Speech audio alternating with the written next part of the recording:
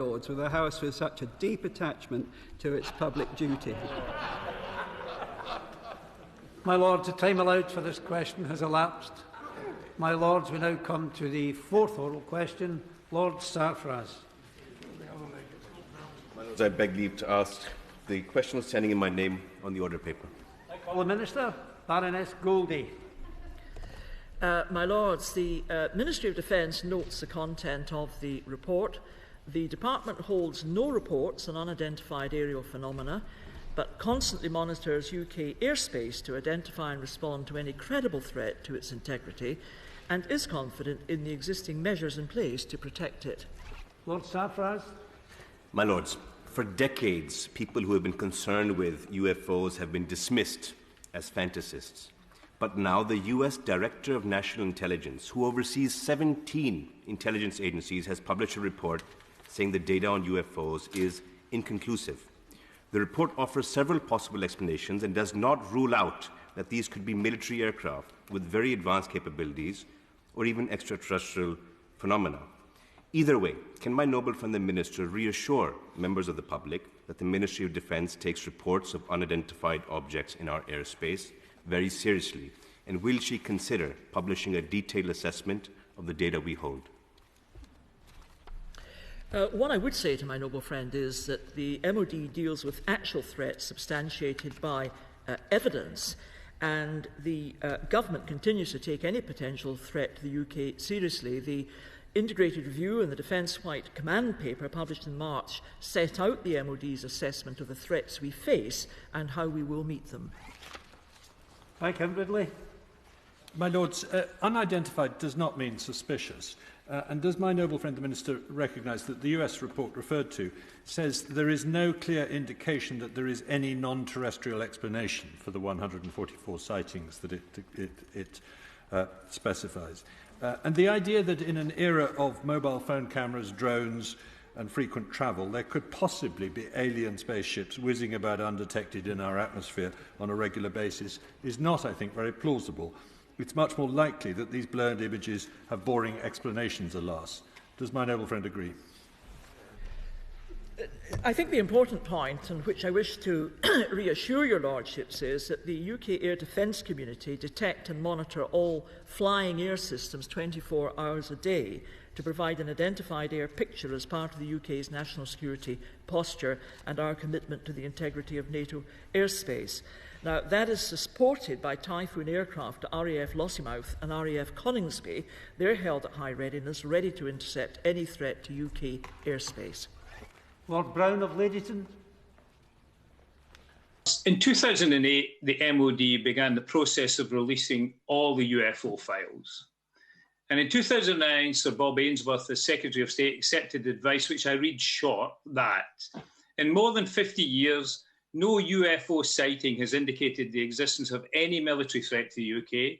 There is no defence benefit in recording, collating, analysing or investigating UFO sightings, and the level of resources devoted to this task is diverting staff from more valuable defence-related activities, and he closed the relevant unit. Does the US report reveal any evidence or contain any reason to review that advice? I'd simply say to the noble lord and seek to reassure him that, as I've indicated, we deal with actual threats substantiated by evidence. He's quite right about the closure of the UFO desk in 2009. I can confirm the Department holds no reports on unidentified aerial phenomena, and all relevant material created and held by the UFO desk has been passed to the National Archives. Lord Holmes of Richmond. My Lords, turning to identifiable flying objects, would my noble friend agree that the UK has a tremendous opportunity to develop its new space industry, not least in low Earth orbit, in terms of the build, development, launch, operation, recovery, rebuild of small satellites for both positive purpose defence and civil opportunities? My noble friend makes a very important point with which I entirely agree, and that is clearly an area of exciting and future development for the UK government. Can I say to the Minister, given the subject, it's very reassuring to see her here physically and not beamed in. So, but the Pentagon have said that unidentified aerial phenomena are actually a serious national security threat. So notwithstanding what she's just said, does she agree with that US analysis, the Pentagon's analysis of the threat from unidentified aerial phenomena? And therefore, is the UK suffering from a similar threat that the US has itself identified? And given that the MOD has abandoned the UFO desk in 2009, where are such sightings to be reported and who to? The truth is out there, Minister, and hopefully it will be in your answer as well.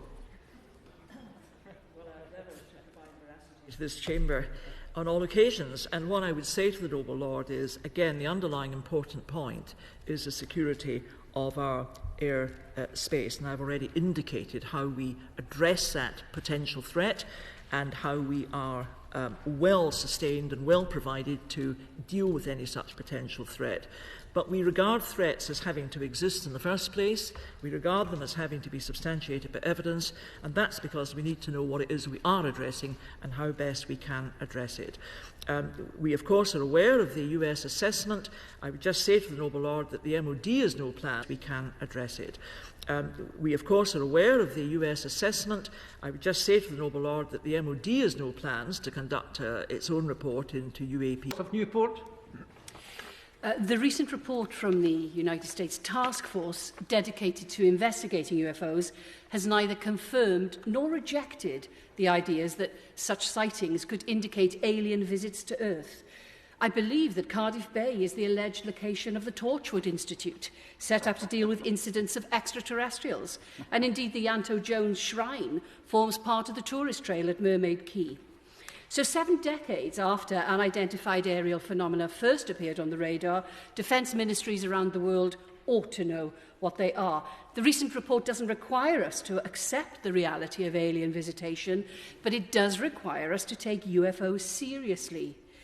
Therefore, how seriously does Her Majesty's Government now take UFOs in the light of this report? I refer the noble lady to my previous answers, to which the short response is very seriously. Identifiable and can be substantiated. Is the Minister aware of the role of one of the largest single-dish telescopes in the Southern Hemisphere in Parkes, New South Wales, the place of my birth, played in transmitting the TV footage of the Apollo 11 moon landing, and more recently in tracking NASA's Curiosity rover during its descent over the surface of Mars in 2012? And might it be of assistance to the government in helping to monitor and assess any unidentified sightings? I would say to my noble friend that the MOD, and particularly our air defence community, has both sophisticated electronic surveillance, and I myself has witnessed how this operates when I visited RAF Coningsby. And then there is the added support of visual identification, if that is thought to be necessary, by alerting a rapid reaction from our typhoons. They are able to take on a visual inspection if there is any doubt about the nature or character of an alleged threat. Lord Brogan. My Lords, I welcome the opportunity to read the report and the frankness with which it is written. Can I ask the noble Lord the Minister, has its contents yet been raised by Her Majesty's Government with representatives of the United States Government? The Minister has said that Her Majesty's Government have no reports on this matter. But given the interest it has generated around the world, and indeed perhaps other worlds, does Her Majesty's Government, indeed perhaps other worlds, does Her Majesty's Government now have plans to produce a similar document summarising any recent UAP or UFO sightings? Well, as I indicated earlier, we have no opinion on the existence of extraterrestrial life, and we no longer investigate reports of sightings of unidentified aerial phenomena. And we have no plans to conduct our own report into UAP because in over 50 years no such reporting has indicated the existence of any military threat to the UK. My Lords, all supplementary questions have been asked. My Lords, we now come to first reading. Barnes Cox. I beg to introduce a bill to amend the Marriage Act 1949 to create an offence of purporting to solemnise an unregistered marriage. I beg to move that this bill be now read a first time. This bill be now read a first time. As many as are of that opinion will say content. The contrary not content. The contents have it. My Lords, I beg to move that the House do now adjourn until 1 p.m. The question is that the House do now adjourn until 1 p.m. for the appointment motions in the name of the Lord Privy Seal. As many as are of that opinion will say content. The contrary not content. The contents have it.